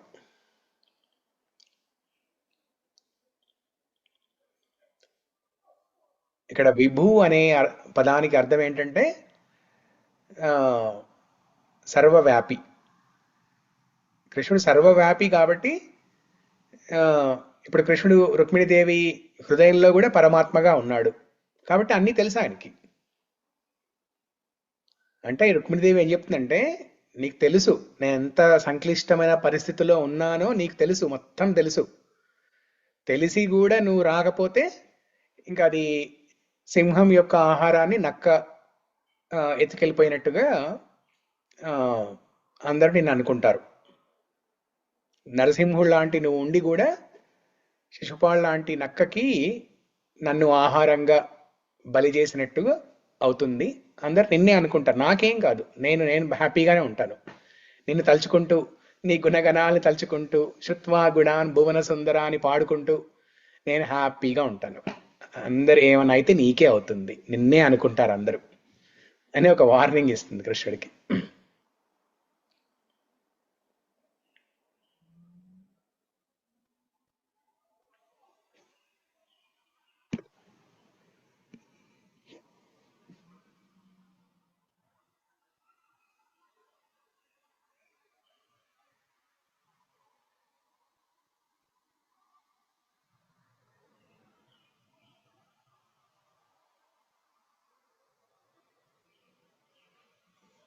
ఇక్కడ చూడండి, వీరభాగం గురించి చక్కగా వివరించారు. వీరభాగం అంటే అది లయన్ షేర్. మనకి ఇంగ్లీష్లో కనుక మీరు వింటుంటే లయన్ షేర్ అని ఒక పదం వినిపిస్తుంది. లయన్ షేర్ అంటే అది ఇంకా ఇంపార్టెంట్, ఒక ముఖ్య భాగం అన్నమాట. అది ముఖ్య భాగం అంటే రుక్మిణీదేవి యొక్క ఆత్మ అనే నైవేద్యం ఒక వీరుడికి చెందాల్సిన పవిత్ర భాగం, దానికి లౌకిక శాసనాలు వర్తించవు.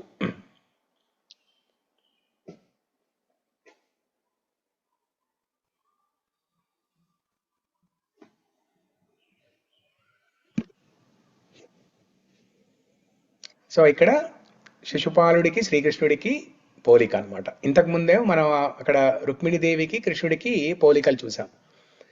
ఇక్కడ కృష్ణుడికి శిశుపాలుడికి పోలిక. అసలు పోలిక ఉంటుందా? ఉండదు. కానీ మనం కృష్ణుడి గురించి ఇంకా ఎక్కువ ఆ గుణగణాలని గురించి ఇంకా ఎక్కువ అర్థం చేసుకోవడానికి ఇదొక పోలిక అనమాట. కృష్ణుడు సింహం లాంటి వాడు, మృగరాజు. శిశుపాలుడు నక్క, గోమాయువు. కృష్ణుడేమో తన స్వశక్తితో, వీరుడు కాబట్టి తన స్వశక్తితో పోరాడి పరాక్రమంతో సాధిస్తాడు. శిశుపాలుడు కుట్రతో, ఇతరుల సహాయంతో దొంగిలిస్తాడు.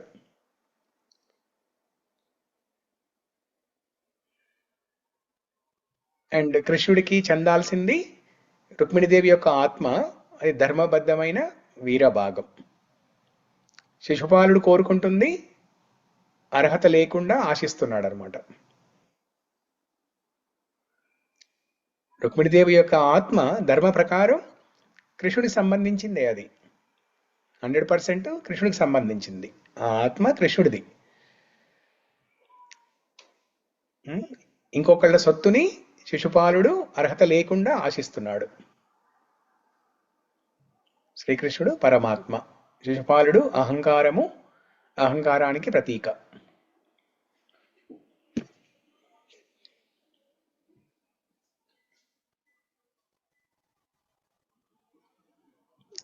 చూడండి, ఈ శ్లోకంలో కూడా ఒక ఆతృత, ఇందాకటి శ్లోకంలో కూడా ఆతృత. కాలే నృసింహ నరలోక మనోభిరామం 2వ శ్లోకంలో. ఇప్పుడు 3వ శ్లోకంలో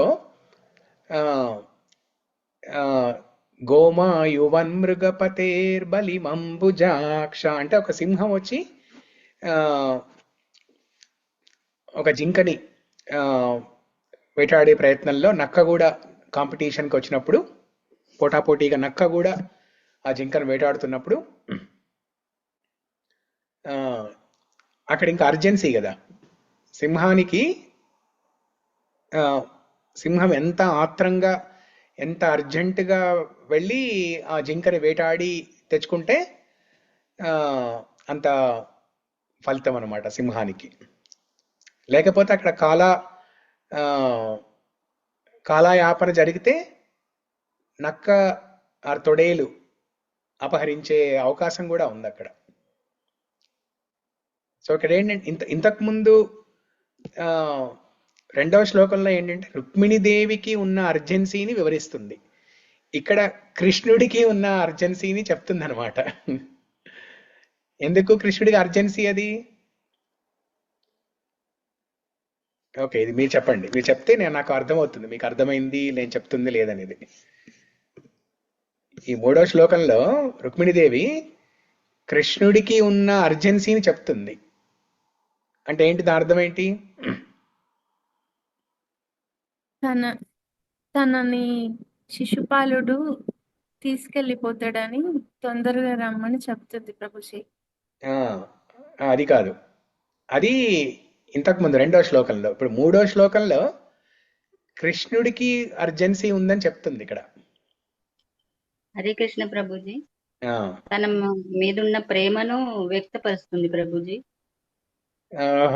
అది కాదు ప్రభుజీ, నేను నీకు సమర్పించిన ఆత్మలో ఒక భాగాన్ని, అది ఇంకొకళ్ళకి పరం అవ్వకుండా నన్ను రక్షించుకోవాల్సిన బాధ్యత నీది అని చెప్పడం.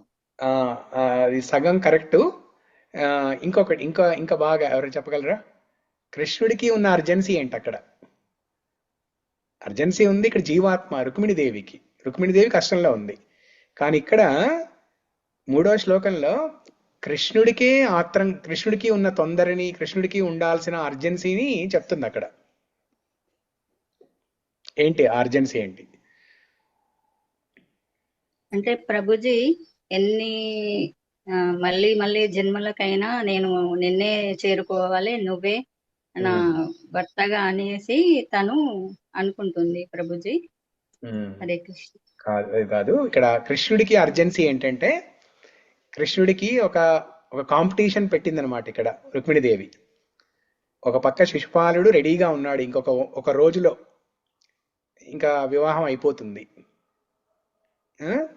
నువ్వెక్కడో ద్వారకలో ఉన్నావు, నువ్వు ఎంత త్వరగా వచ్చి నన్ను తీసుకెళ్తే అది నీకే మంచిది, లేకపోతే అందరూ నిన్నే అనుకుంటారు. నీ శక్తి గురించి అందరూ నిన్నే రకరకాలుగా అనుకుంటారు. కాబట్టి హరే కృష్ణ. కాబట్టి నాకన్నా ఎక్కువ తొందర నీకే అని చెప్తుంది అనమాట అక్కడ. సో అది కృష్ణుడికి అర్జెన్సీ.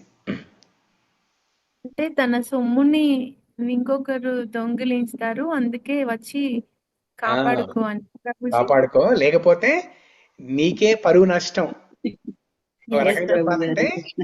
ఓ కృష్ణ నీ పరువే పోతుంది అనే టైప్ లో చెప్తుంది అనమాట రుక్మిణీదేవి.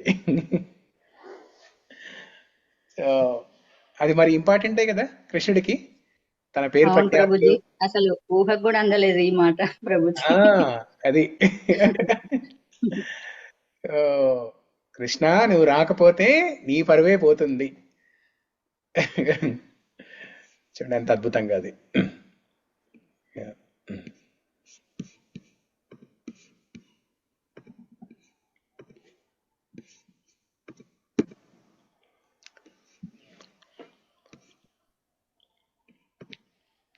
అని చెప్పి మళ్ళీ దానికి కృష్ణుడు ఎక్కడ నొచ్చుకుంటాడేమో అని చెప్పేసి ఓ అంబుజాక్ష అని ప్రియంగా పిలుస్తుంది అనమాట.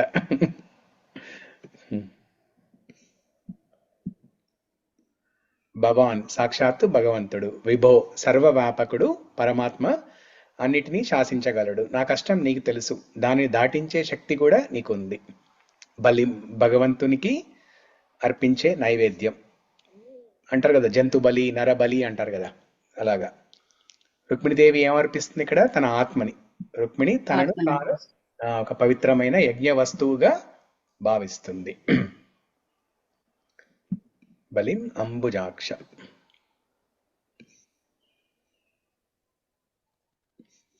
అంటే ఇక్కడ యుద్ధం లాంటిది అనమాట. ఇక్కడ చూడండి, యుద్ధం అంటే ఇక్కడ కాంపిటీషన్.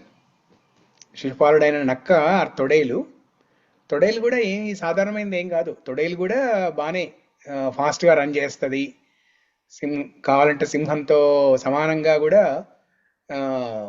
పరిగెత్తగలదు. సో కాబట్టి ఒక యుద్ధం, ఒక కాంపిటీషన్ లాగా క్రియేట్ చేస్తుంది రుక్మిణీదేవి ఇక్కడ.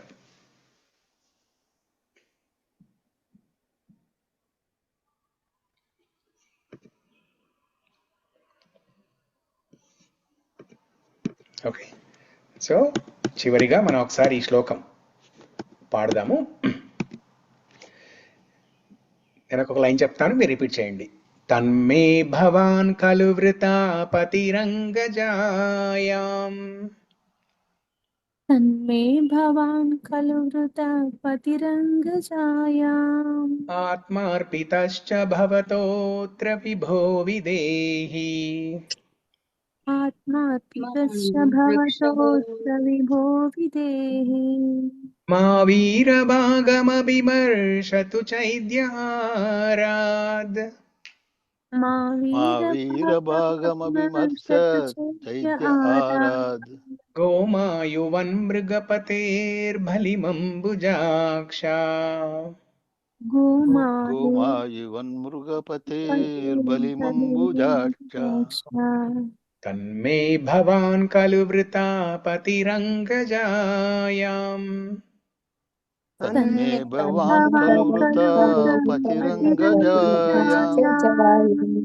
ఆత్మార్పితశ్చ భవతోత్ర విభో విదేహి. ఆత్మార్పితశ్చ భవతోత్ర విభో విదేహి. మా వీరభాగమభిమర్షతు చైద్యారాద్. మా వీరభాగమభిమర్షత్ చైద్యారాద్. గోమాయువన్మృగపతేర్బలిమంబుజాక్ష. గోమాయువన్మృగపతేర్బలిమంబుజాక్ష. 2 times అయిందా 3 times అయిందా? 2 times. 2 times. తన్మే భవాన్ ఖలు వృతా పతిరంగజాయాం. తన్మే భవాన్ ఖలు వృతా పతిరంగజాయాం. ఆత్మార్పితశ్చ భవతోత్ర విభో విదేహి. ఆత్మార్పితశ్చ భవతోత్ర విభో విదేహి. మా వీరభాగమభిమర్షతు చైద్యారాద్. మా వీరభాగమ విమర్శ చైత్యారాధ గోమాయువన్ మృగపతేర్బలిమంబుజాక్ష గోమాయువన్ మృగపతేర్బలిమంబుజాక్ష. Yeah. Okay.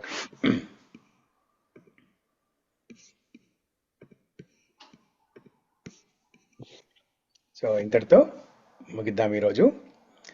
మంగళం కోసలేంద్రాయ మహనీయ గుణాత్మనే చక్రవర్తి తనూజాయ సార్వభౌమాయ మంగళం. గ్రంథరా శ్రీమద్ భాగవతం కీ జయ. శ్రీ రుక్మిణీ కళ్యాణ లేఖ కీ జయ. శ్రీకృష్ణ భగవాన్ కీ జయ. గ్రంథరా శ్రీమద్ భాగవతం కీ జయ. శ్రీల ప్రభుపాద్ కీ జయ. ఓకే, హరే కృష్ణ ప్రభుజీ. దండవత్ప్రణామం ప్రభుజీ. చాలా బాగా చెప్పింది ప్రభుజీ.